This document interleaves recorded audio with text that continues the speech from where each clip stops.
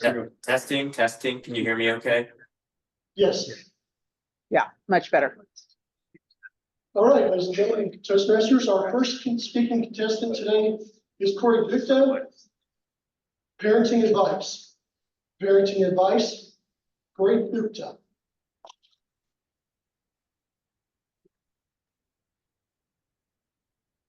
Fellow Toastmasters, did you know that every fire station is considered to be a safe haven, which means anyone can come and surrender a child, no questions asked?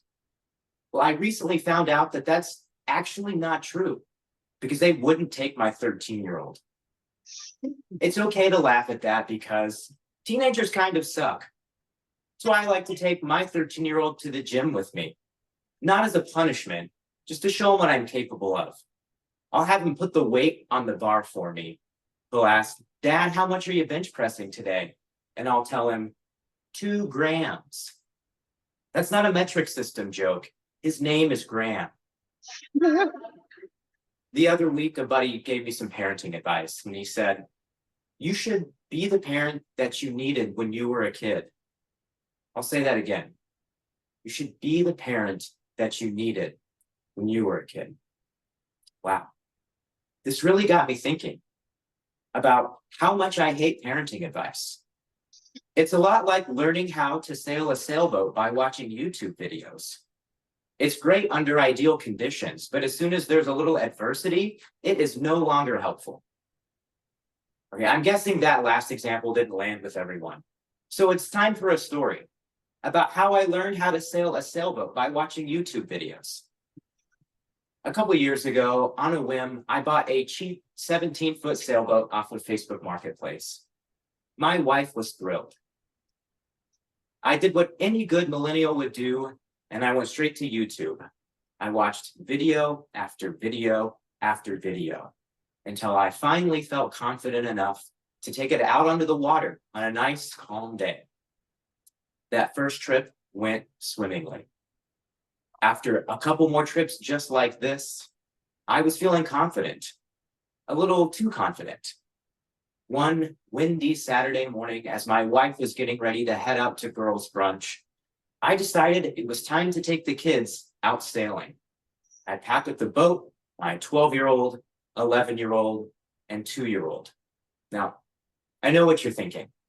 How irresponsible of my wife to allow me to take our 2-year-old sailing when I have so little experience. And you know what? You're right, because she's not here. We got the boat to the lake and out onto the water, and that was my first sign of trouble because it was so windy. I was really struggling to hoist that mainsail up to the top of the mast. Finally, I got it, tied it off, and we were gone. We were sailing fast, downwind, and only downwind. But it didn't take long for the wind to pick up and the waves to get higher and higher to the point where they were crashing over the side of our tiny boat. My kids were starting to get a little worried, saying things like, "I don't want to die." Not the 2-year-old. He was having the time of his life. But I decided to do the responsible thing and head back towards the dock. This would require me to tack against some pretty strong wind, something I had never done before. I told the kids on the count of 3, I was going to drop the jib, push out the tiller, and we needed to lean into the turn. So I gave them the countdown. 1, 2, 3. I dropped the jib, pushed the tiller, but the kids were all frozen in fear. We started the turn, but we stalled. We whipped back around downwind. I quickly corrected the tiller, but it was too late because we had already gone too close to the shore and the rudder got stuck on a sandbar. I quickly dropped the mainsail so the boat wouldn't tip. Got the kids out of the boat and onto dry land. I knew at this point the wind was so strong, there was no way I was going to get the sail back up. I also realized that we were on the opposite end of the lake, and there was no way we were going to be able to walk back to the car. The only option was to call my wife and have her leave girls' brunch to come pick us up. Friends, when I tell you, I would have rather died on the lake. But she agreed. I dropped a pin on the map to the closest road, which was about a mile away on the other side of a farmer's field. It's when my daughter informed me that she left her shoes in the car. I took off mine and gave them to her, picked up the 2-year-old and the dry bag, and we started our journey across the field. Not too far into the trip, I noticed my son kept tripping and falling over the rows of dirt and rocks. I told him, get behind me, see where I'm stepping, and follow in my footsteps. After what felt like 4 months, we finally made it to the road where my beautiful, patient wife was waiting for us with the car. Fellow Toastmasters, that is why I hate parenting advice, because nothing prepared me for what we encountered that day. I got to thinking about what my buddy told me. And I realized I actually am the parent that I needed when I was younger. See, what I needed was someone who was willing to sacrifice for me, even if it meant giving the shoes off of their feet. I needed someone who could show me the way when times got tough and guide me forward. I needed someone who would pick me up and carry me when I couldn't make the trip on my own. We might face windy days, fellow Toastmasters, but I know that we'll make it to the other side together. Thank you.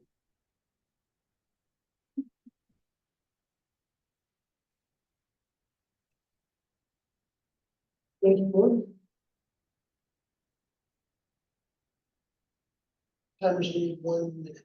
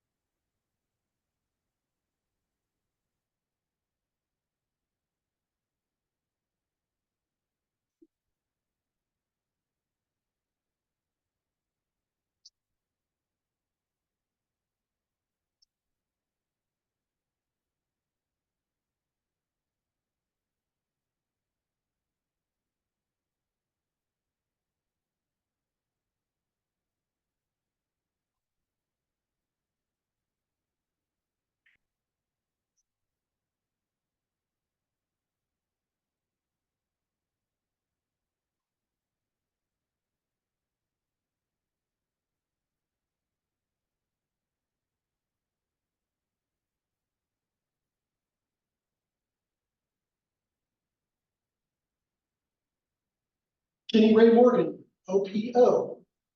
OPO, Kenny Ray Morgan.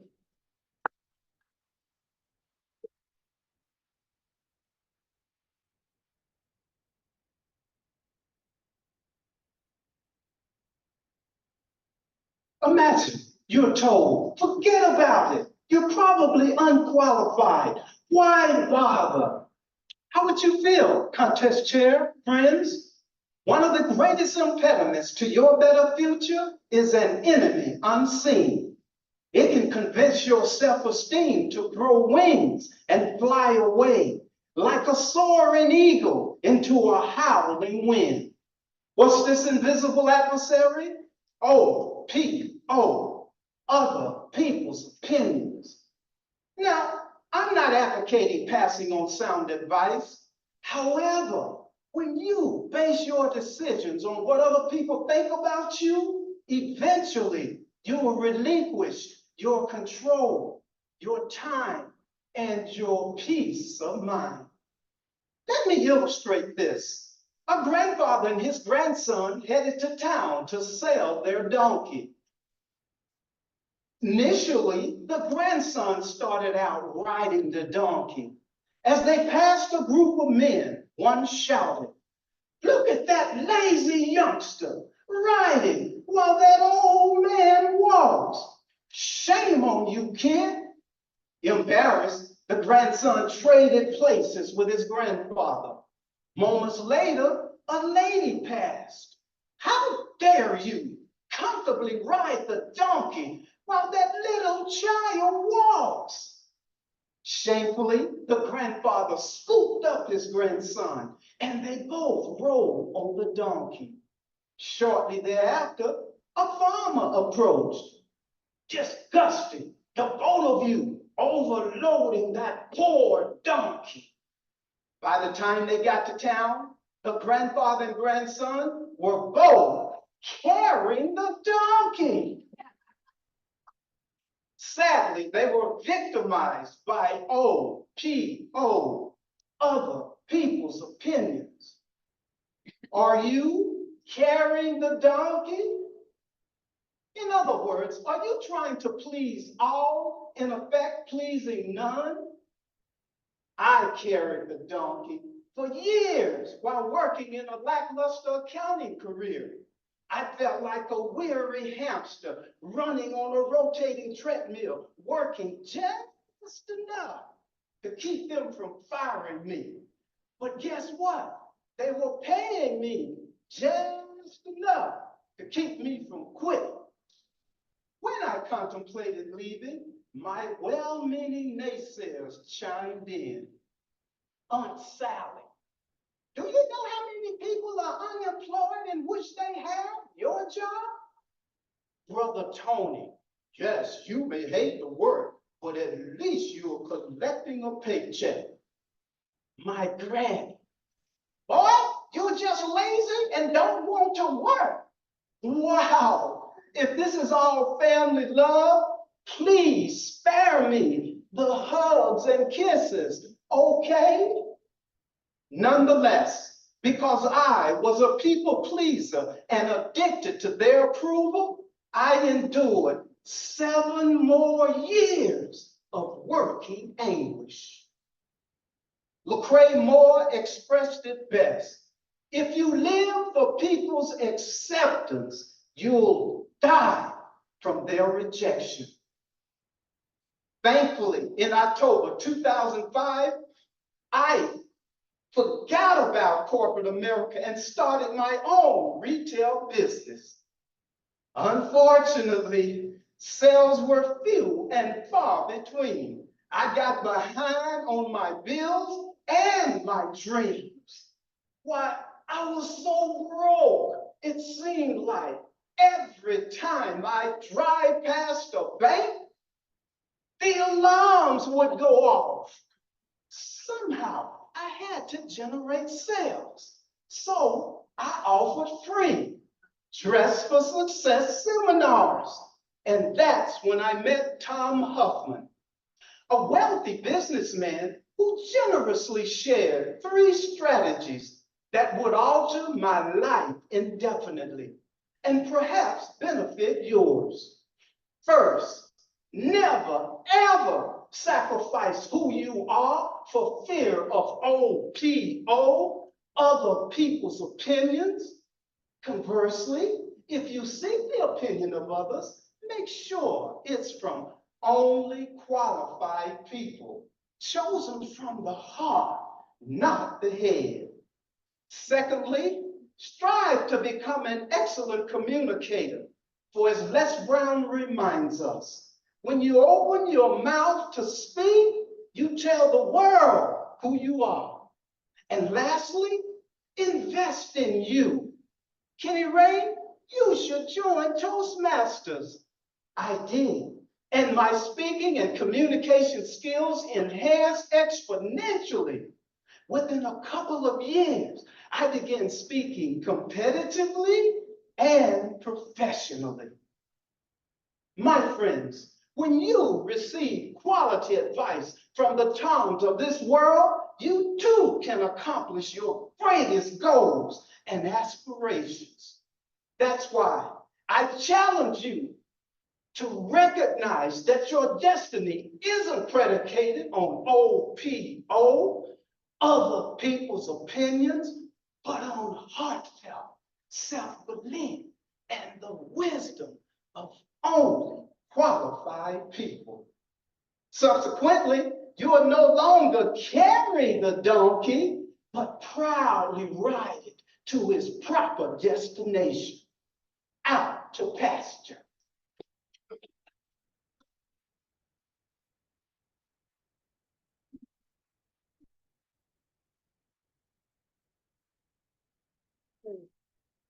We need 1 minute of silence.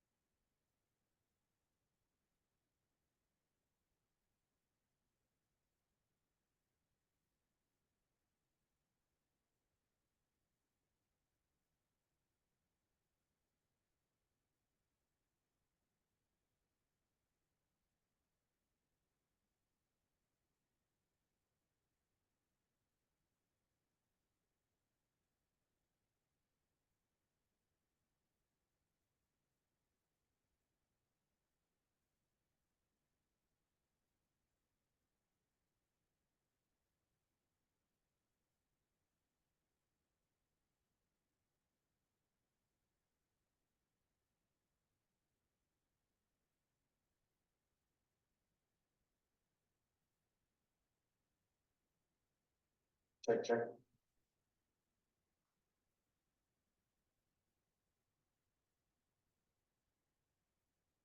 Fellow Toastmasters, honored guest.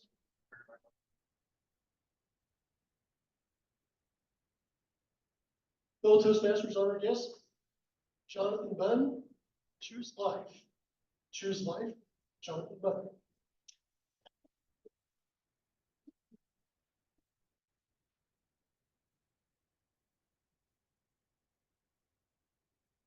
January, year 2000. I woke up depressed, lonely, freezing cold, and homeless in my car. Let's take a step back though. How does one end up in a position like that, right? My family life wasn't the best. I mean, we all have struggles. However, my dad was an alcoholic. He wasn't around a lot. My mom did her best, and after 10 years, they split. She spent the rest of her adult life, and she's still with us, by the way, caring for 3 kids, raising them the best she could. There was a lot of sacrifices that our family made, that she made for her goals, that she left behind for us. However, growing up was not easy.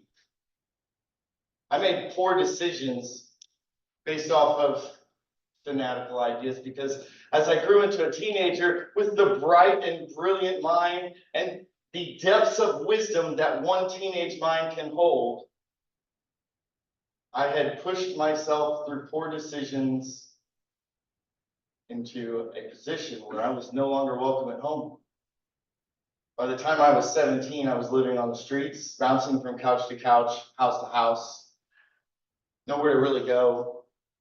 And I will tell you, with my unfathomable knowledge and wisdom, I had the greatest idea. Even though I had a great work ethic, ladies and gentlemen, it's really hard to pay your bills, go to school, and survive. I had this unbelievable idea. You know what? I've seen other people do it. I'm gonna sell pot. It's an easy way to make money. Oh, I thought the money came in, the money came out. And through my unbelievable ability to make good decisions, I found myself about a year later at the end of a gun, wondering if I was going to get a chance to see tomorrow. I had to make some changes. Something wasn't right. Called home. No, you're not welcome here still. We know what you do. We know what your lifestyle is. So November, December, and January of that year, those Arctic winds blew through St. Louis with a fierceness that I had never known without shelter. This particular morning, as I sat in this private cul-de-sac in my car, angry. You know, if my parents would have given me a better raising, I wouldn't be here. If school hadn't kicked me out, my education would be fantastic. I'd have a better job. This isn't fair. Then this tiny little voice whispered, "They're not here." What? They're not here. That was a moment I realized I was victimizing myself. I was playing victim in life. I was blaming everyone else for my own problems, my own decisions, and I had gotten myself into a world of mess. I started a practice that day, and I came up with a slogan: I will be better today than I was yesterday. I started asking myself at the end of every day, were today's decisions good? Did they help me or anyone else? And did they move me forward to where I want to be? I started that practice, and lo and behold, saving money, just a few months later, I had my own place. I was coming up. Then I met my wife. Wow, ladies and gentlemen, she walked into my life, this dazzling woman, and changed my world.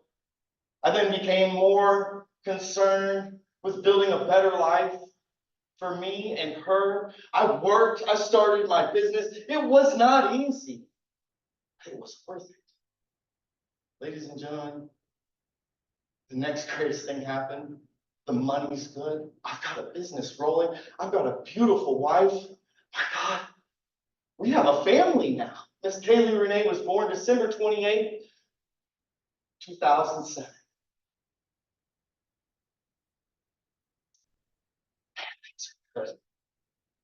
Life is great. You're making those right decisions. We struggled though. She had some medical challenges, and 17 months later, she was taken from us.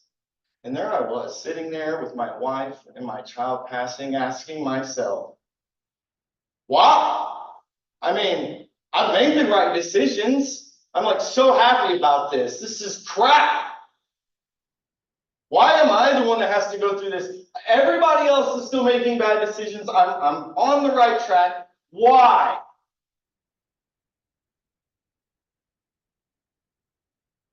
I played victim for 30 days. And that little voice came back and said, you should be ashamed. How dare you? You haven't asked yourself the 3 questions, John Bunn. What was good? She was good. She taught me how to be a dad and what it was about. Did she help? Absolutely. She helps me to understand that my time with my family and on this planet is so valuable, it is not worth wasting. Did she move me forward? Absolutely. Today, me and my wife have a 9-year-old son, Dragon. He is the amazing star in my life. I have a business that I am proud to get up and work for every day. I have a family that I strive for every single day. And ladies and gentlemen, it's not easy, but every time I face challenges, I ask myself, was it good? Did it help? Am I moving forward? Because I choose life. You should too. Contest charity.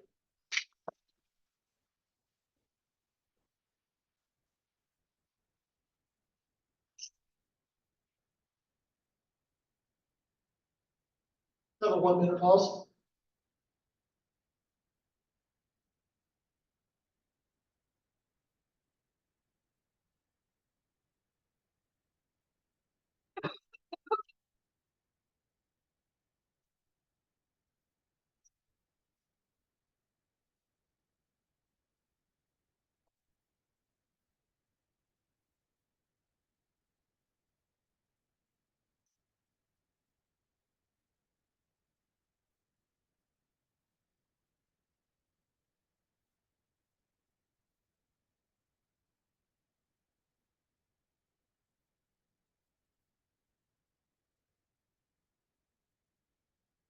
That's 1, 2.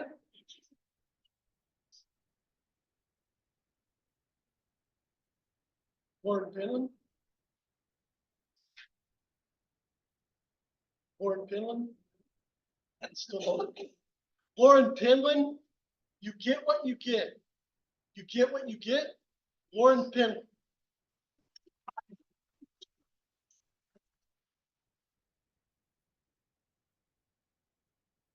When I was 7 years old, I saw something I desperately wanted.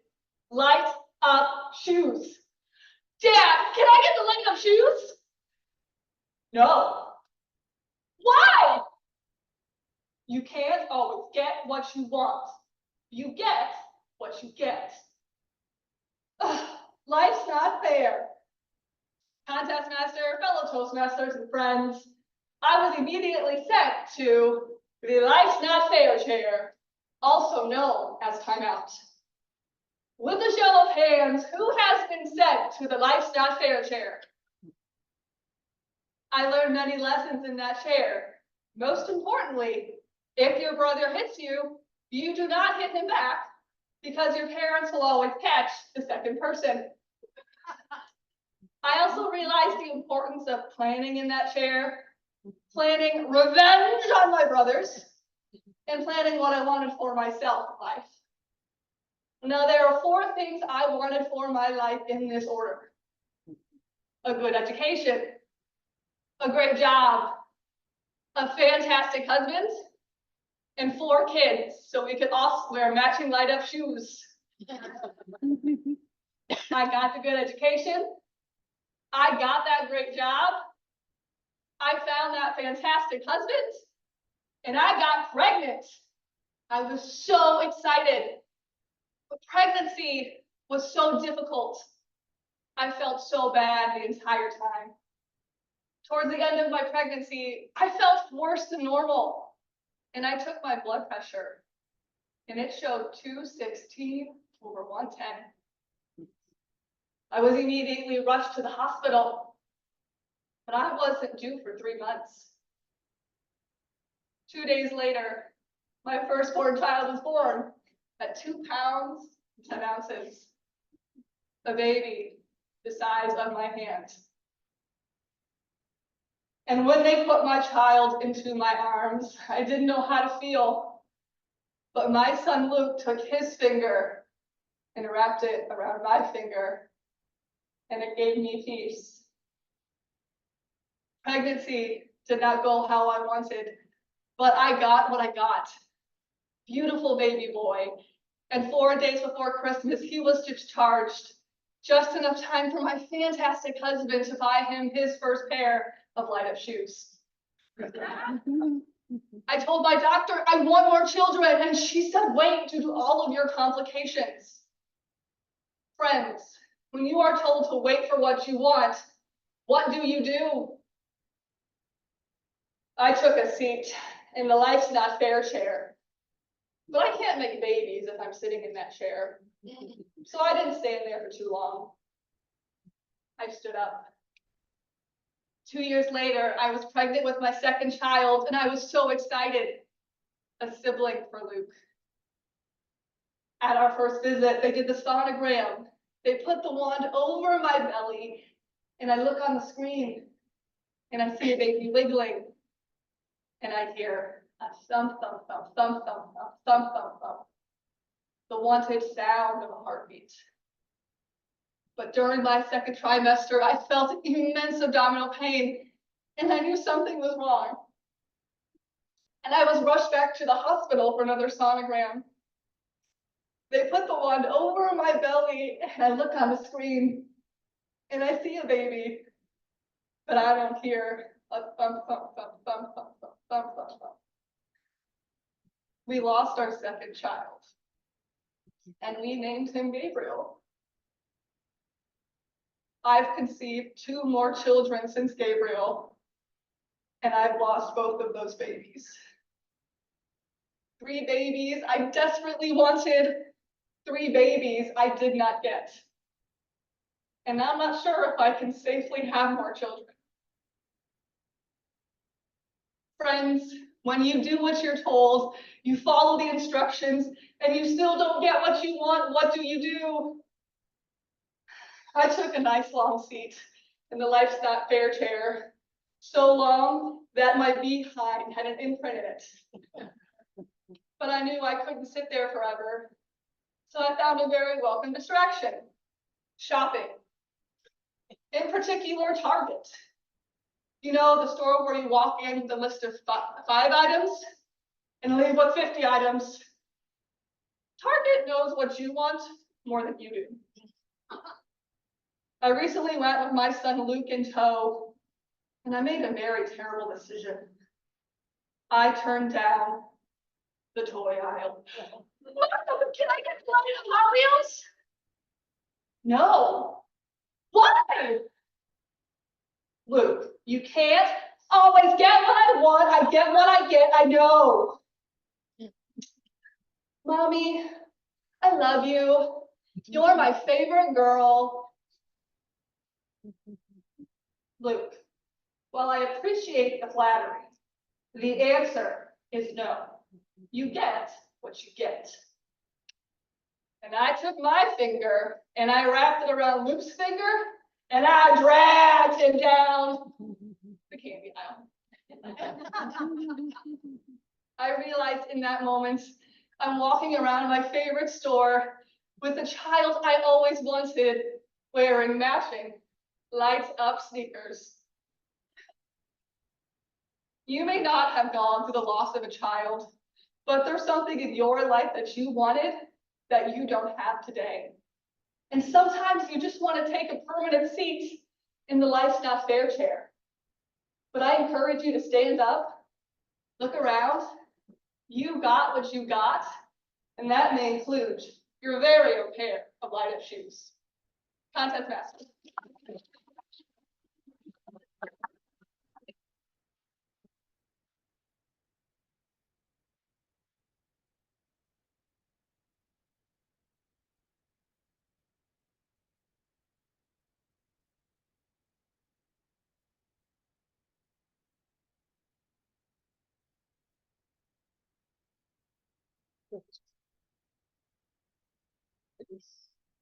Check.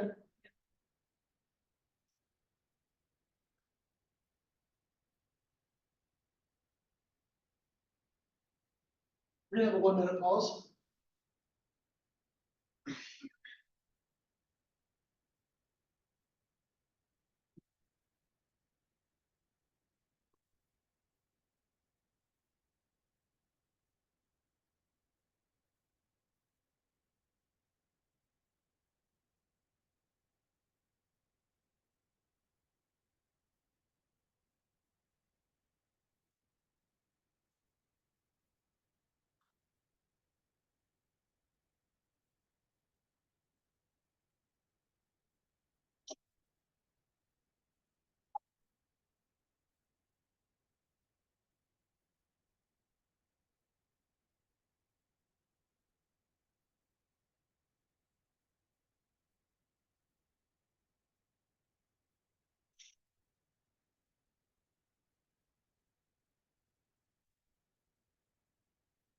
Test, test.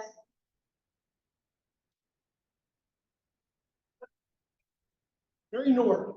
Remember to dream. Remember to dream. Very north.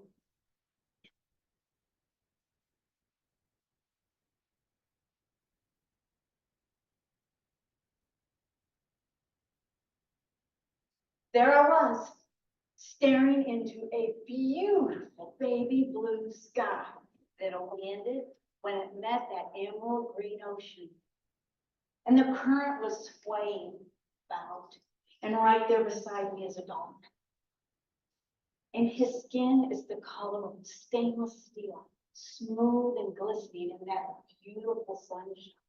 And I could smell the salty breeze. And I went to hold on to him, and his skin felt just like rubber. And he started to pull us across the water. And then we were skimming on top of the water, and my head fell back, and I was laughing, and I was exhilarated. I was full of joy. It was incredible. And then I woke up. Fellow Toastmasters, friends, it was a dream. I sat up in bed, practically yelling at my husband, John, who was getting ready for work. Honey, I had a dream and I remembered it. And he says, was it about me? I'm available. Hint, hint, wink, wink. Always the jokester. No, it wasn't about you.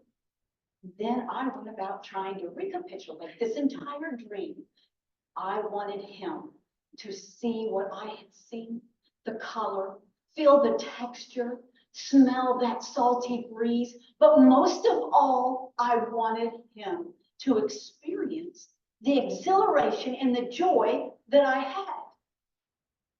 But it was a work morning, and that rhythm of life was already going for him. He needed to be in a business meeting. And as a matter of fact, I needed to put my feet on the floor, get some pep in my step. I had children to feed breakfast. I had to check homework, and I had to punch a time clock myself. But there comes a time where that rhythm slows down. We're going to celebrate. It's our anniversary. Hubby picks the restaurant. We arrive. He opens the door for me. We step in, live music, dinner music, atmosphere. And the hostess says, how many? I say 2, just us 2. And she sets us down at a small table and we begin to talk. We give each other our total attention. We order a fabulous meal, enjoy every bite.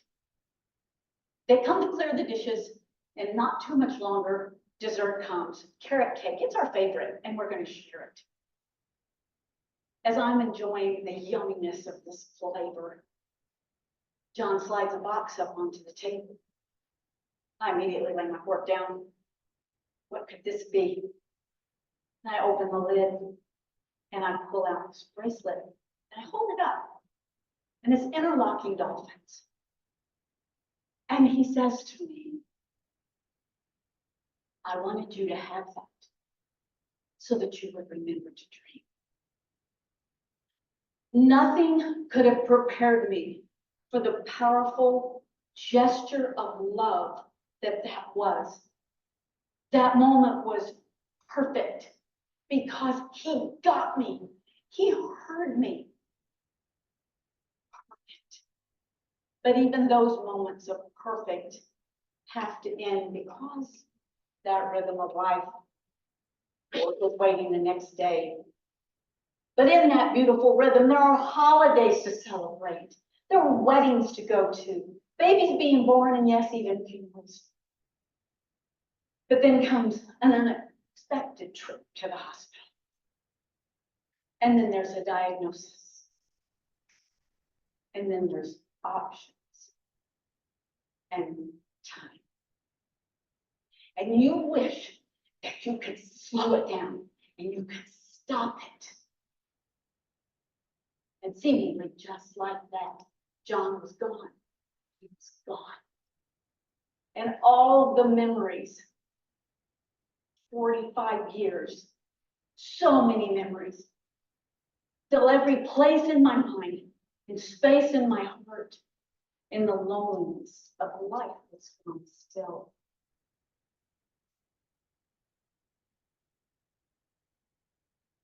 But eventually,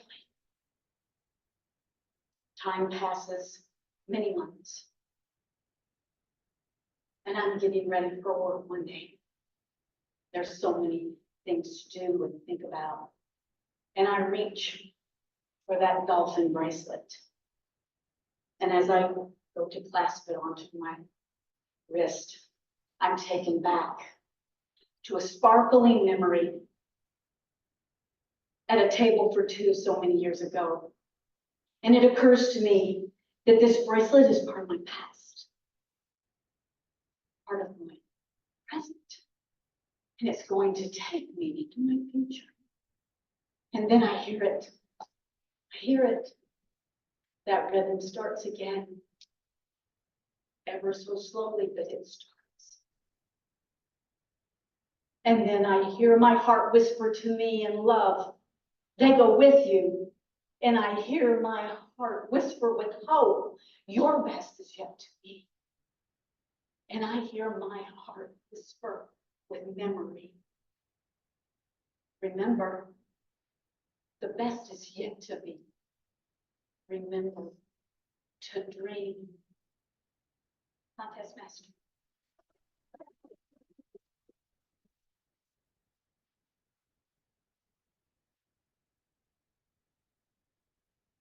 That is our international speech contest. Good. Good, okay. We need 2 minutes and we'll start our evaluation contest.